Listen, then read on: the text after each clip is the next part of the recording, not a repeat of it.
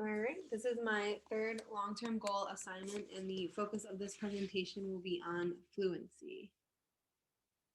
So the long-term goal that will be addressed in this presentation by the strategies offered later on is to develop reading fluency in order to successfully read text accurately and with expression.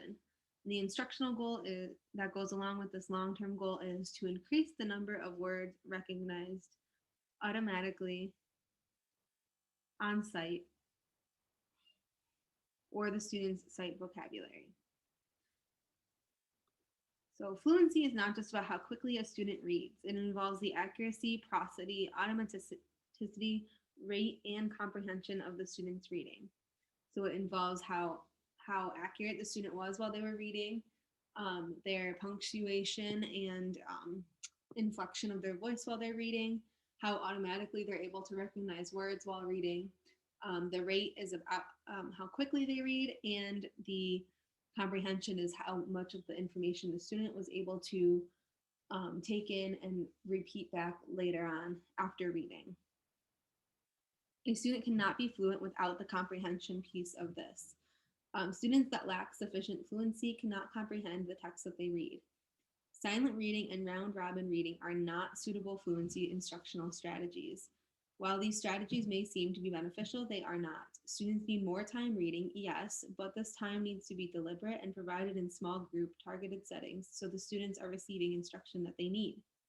If they are just getting meaningless practice reading silently or out loud without specific strategies in place, they will not increase their fluency. Increasing fluency requires more support and more guided oral reading time. Fluent readers pay minimal attention to the decoding of words, so they're able to focus on the content of the text.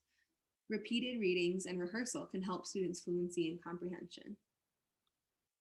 So the 4 components of fluency are that students should have time to listen to the teacher read. The teacher should be providing students with support when the students are reading out loud. So this can come by listening to fluent readers while they're reading through either choral reading or echo reading. The third is that students should focus their attention on reading in meaningful phrases. So as they're reading, like chunking the text. And the teacher should provide ample opportunities to read in the classroom. And you can see in that checklist on the page, the 4 important components of fluency are listed there, even though they do not include, that does not include comprehension. So the roots of fluency instruction include the alphabetic principle and accuracy, automaticity, and prosody or expression. So the alphabetic principle and accuracy is the students need to understand graphemes and phonemes before they can read words from a page. After they know all of their letters and the sounds in those letters, or the sounds that those letters make, they are able to read the words on the page. Fluency comes from the accuracy of those words. In order to read accurately, they need to be able to recognize the words on the page. Automaticity. Students need to be able to recognize and decode words upon sight. This will make their reading fluent and automatic. The less time that they spend on decoding, the more quickly the student can move through the reading and the more fluent their reading will be.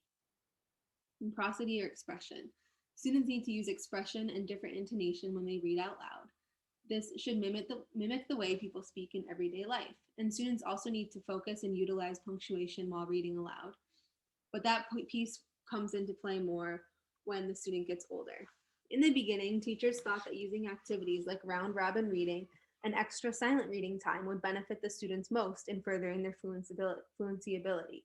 And this was because people thought that having more time reading was just the most important thing that you could do. But now we know that extra reading practice is not the key to developing stronger fluency. It is specific guided oral reading practice that is the most beneficial. So now we can take a look at fluency instruction today.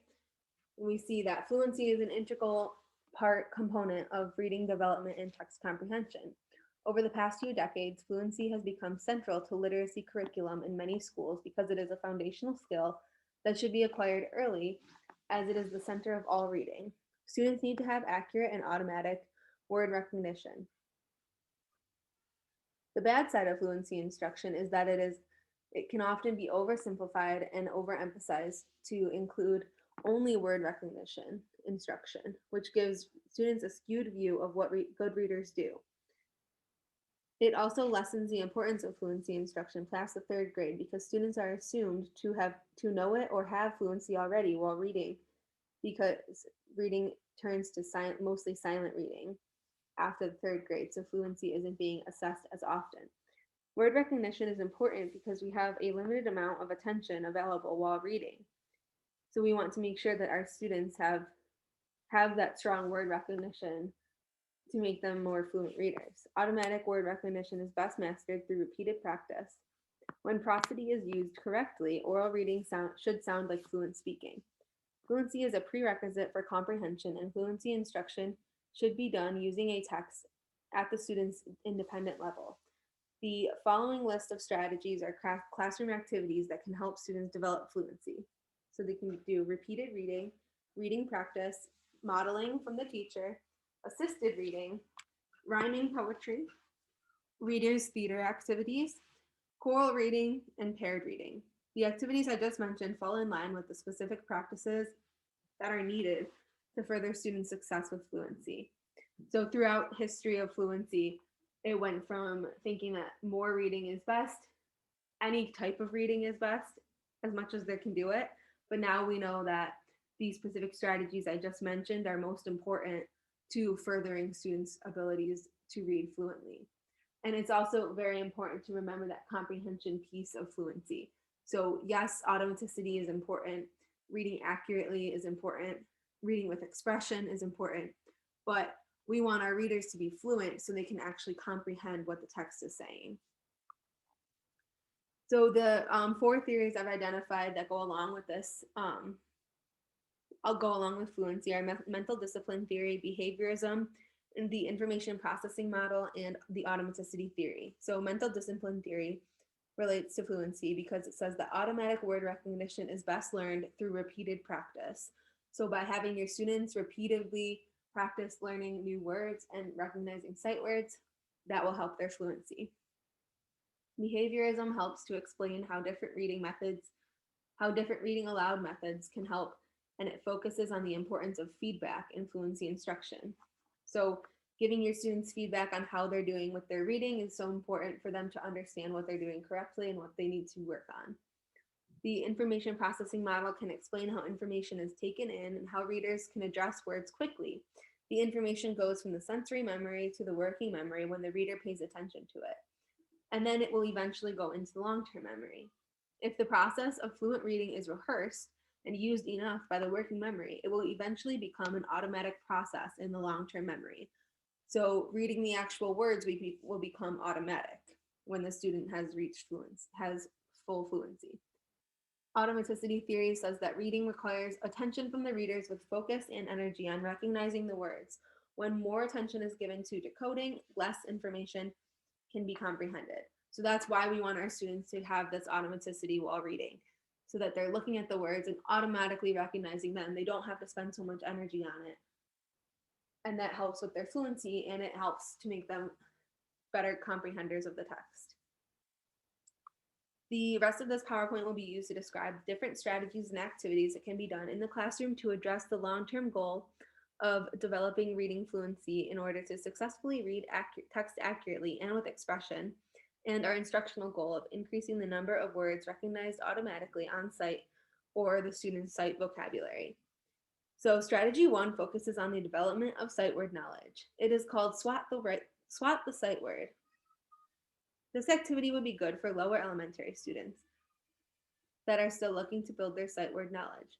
The student would create a set of cards with new sight words on it for the student to learn. They would have a fly swatter for the students to use as part of the activity. The teacher would call out a word from the set in front of the students, and the student would then hit the word with the fly swatter when they recognize it. So if you can look at this picture here, the student would be holding the fly swatter and the teacher would shout out, say the word you. The student would take the fly swatter and then hit the word you with it. So after hitting the word, the student can either remove it from the stack on the floor or leave it there to continue practicing with this strategy multiple times. This activity is beneficial for the instructional goal. So this activity is beneficial for the instructional goal because it helps the students to learn new sight words and it helps them to commit the words to their memory. So they're able to recognize them instantly while they are reading. So by committing these new words to memory, the students will be able to recognize them instantly while reading. This will improve their fluency in the long run and they will be able to improve their comprehension. As the students learn more sight words, the cards should be changed to reflect the new words they are learning. The best practices addressed in this strategy are best practice 1, implementing practices that invite students to be active contributing members of the literacy community, and best practice 2, which is understand that maintaining an engaged community requires the ongoing monitoring and adjustment of practices. So using the fly swatter gets the students actively involved, and changing the words is the maintaining and ongoing monitoring of practice. The second activity that is a short-term activity is sight word board game. So these different sight word board games you can create allow students to practice sight words while playing a game, which directly relates to the instructional goal mentioned at the beginning of this presentation. It is important for students to practice sight words so they can build a large knowledge of sight words. This will help their automaticity and allow them to focus on less decoding and more on the actual content of the text. To play this game, the students would choose a token piece and take turns rolling the die to move their character. When they land on a spot with just one word, they would read that word out loud. If they happened to land on a spot with an image, they would draw a card and read all of the words on that card before moving on to the next person playing the game. The students would all then continue through this game, taking turns rolling the die and reading the words until they all make it to the end. This is a short-term activity because it can be used until the students know all of the sight words on the board, and then the words can be changed to allow students to work with new words. And the best practices in this one are also 1 and 2 because the students are actively involved in this literacy community because they're playing the game, they're running the game on their own, and the words will be adjusted as the students learn new words. The next strategy is a long-term strategy because it will be used throughout the year and it lets students practice their fluency throughout the whole school year.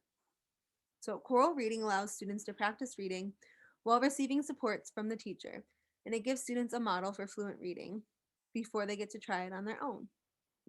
To use this strategy in the classroom, this teacher needs to choose a book that would work well for the read aloud. It should not be too long, and at the independent reading, it should be at the independent reading level of all the students in the class, or the ones that are working on this activity together. If you're working with beginning readers, the text should be predictable texts. The students should all be provided with a copy of the text, and this can either be a physical text or it can be projected on a screen. The teacher would then read the story aloud and ask the students to follow along with their fingers on their own copy. After reading it through once, the class should read it with the teacher the next time through in unison. This can be done in a whole group setting or a small group setting. Using different size groups can allow for more differentiation in the text choice. This also reaches to best practices 1 and 2 because the teacher is monitoring and changing the book throughout, and it gets the students actively involved because they're reading along with the teacher. If the teacher chooses to use technology to display the text they're using, they would be exhibiting best practice 10, which is providing instruction in and practice with technology, because the students would be learning how to follow along on the screen. And the final activity I have identified for this to work with these instructional and long-term goals is partner reading. This would be a long-term strategy because the teachers would use it, or the students would use it throughout the school year. Partner reading allows students to take turns reading, and they can provide feedback as well as monitor comprehension. It also gives students a model for fluent reading. So this activity starts by choosing a text and introducing it to the students. Then the teacher should create pairs. These pairs should be specifically assigned so the students are working with someone who is maybe a stronger or more fluent reader, and someone who needs to work on their fluency. Then the teacher should model the procedure so the students know what they're supposed to be doing as they get into their pairs. The students will take turns reading when the teacher tells them to. The stronger reader will go first, with the other student closely monitoring the stronger reader for mistakes. After about 5 minutes, the student should switch roles and continue until the teacher says to switch again. This type of reading practice allows the students to work with their peers and feel comfortable with practicing reading in this small setting. It can help them hear mistakes as well as hear when their partners are reading. In the end, the students are working on their fluency and they are furthering their accuracy and prosody by working with a partner, which directly leads to the long-term goal mentioned in the beginning of this presentation. The best practices involved with this one are best practice 4, which talks about small group differentiated instruction. So by specifically creating these pairs and having the students work together, you're allowing them to have this specific instruction. And replacing less relevant guided practice is best practice 8. And so these students are directly getting involved in working on their reading and working on their fluency. This strategy is also nice in the classroom because the teacher is able to walk around the room and offer intervention when it is needed. And then this last slide just shows the references that I used to create this presentation.